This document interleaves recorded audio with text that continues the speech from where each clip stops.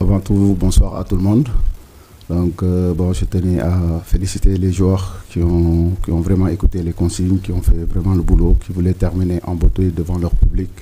C'est quelque chose vraiment d'intéressant. Et surtout, le dernier match de l'année civile, ils ont montré des belles choses. Voilà, maintenant, même s'il y a des choses à parfaire, maintenant, il faut les féliciter et laisser savourer, et aussi avec les objectifs atteints qui sont de se qualifier pour la CAN, et aussi aller chercher la première place, et aussi terminer un bon match ici devant notre cher public.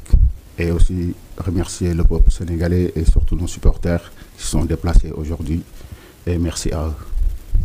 Merci coach. Nous passons aux questions. Oui, madame, ici. Bonsoir tout le monde. Bonsoir coach.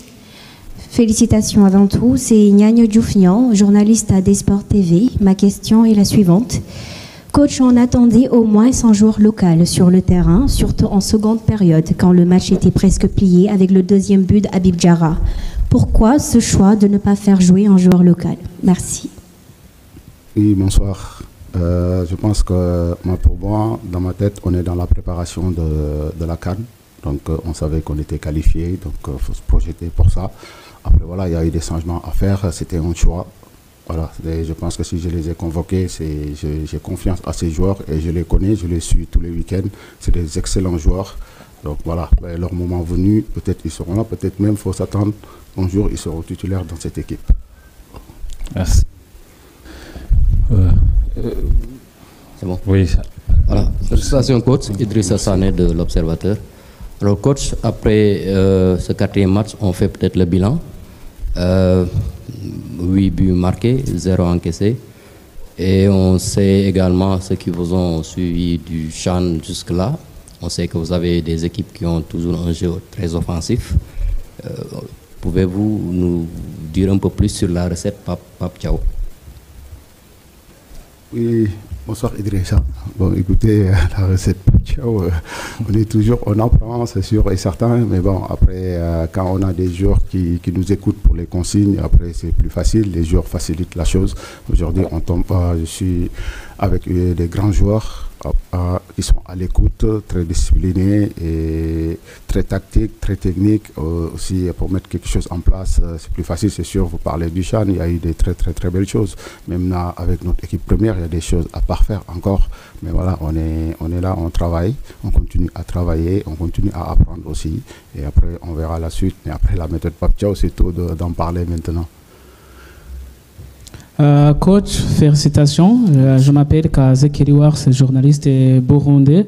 Compte tenu du match, le Burundi a été battu par 2 buts à 0. Mais en fonction de ce que vous attendez du Burundi, de l'organisation, de l'équipe, qu'est-ce que vous avez vu pour le Burundi? Qu'est-ce qui n'a pas peut-être marché pour nous tactiquement en fonction de ce que vous avez préparé? Non, moi je pense qu'il faut féliciter leur coach. Bon, à un espace de quelques jours, il a réussi à mettre quelque chose en place, un bloc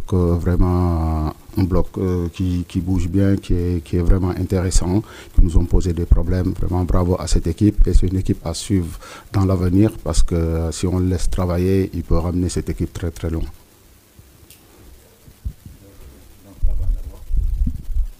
Je reviens vers vous. Bonjour coach, et félicitations d'abord. Merci. Il y a une question pendante, peut-être certainement les gens attendent ce que va décider les décideurs, si je peux m'exprimer ainsi. Partout il y a des décideurs. Hein. Est-ce que déjà dans la tête quelque part vous pensez à une reconduction à la tête, à une confirmation à la tête de cette équipe nationale du Sénégal? Merci. Oui, bonsoir Pape Djibril. Bon, donc aujourd'hui, à l'instant où je vous parle, c'est sûr, c'est moi le coach. Une fois que je sors de la conférence de presse, la période intérimaire s'arrête. Voilà, je laisse la tutelle décider. moi je serai à la disposition de notre fédération et de la DTN. Merci. Oui, cher Tidiane. Oui, coach, bonsoir, cher Tidiane Diagne, RFM. Bonsoir, cher. Alors, coach, vous avez assuré en tant qu'intérimaire 3 victoires en autant de sorties.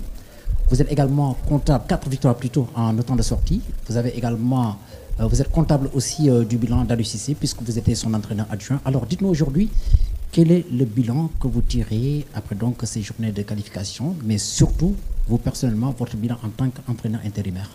Oui, bonsoir. Oui, c'est sûr, c'est un bilan positif parce que si tu marques 8 buts, tu gagnes 4 matchs et 0 but encaissé, ça peut être satisfaisant. Maintenant, c'est sûr, il y a des choses à parfaire, comme je l'ai dit tout à l'heure. Voilà, on verra dans le futur que ça sera. Mais pour l'instant, je préfère plus ne pas développer dans ce sens. Nous prenons la dernière question, oui.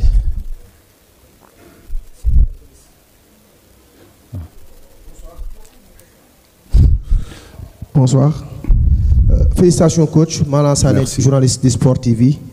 On a vu que sur le plan tactique, l'équipe s'est beaucoup améliorée sur l'animation, surtout sur le côté droit, avec l'arrivée de Crépin. Surtout aujourd'hui, on a constaté qu'il y a un triangle qui s'est formé entre Crépin, Habib Diarra et Iliman Ndiaye sur le côté droit. Est-ce que le chantier qui était vraiment problématique, c'est-à-dire le couloir droit ou le couloir gauche prenait souvent le dessus, reste le chantier qu'on doit perfectionner, qu'on doit améliorer en vue de la CAN 2025? Oui, bonsoir Malang. Je pense que voilà, on termine un match dont on gagne 2-0, c'est sûr. Il y a des points très positifs, mais après il y a beaucoup de choses à régler. C'est sûr que ça soit dans tous les secteurs. Donc c'est sûr, après notre côté droit, c'est sûr, à un moment on en parlait beaucoup, mais aujourd'hui avec l'arrivée de Crépin, ça nous a fait beaucoup de bien. Maintenant, on va continuer à suivre la DTN va continuer à suivre ces joueurs, ça c'est sûr. Après voilà, on verra dans le futur. Merci beaucoup.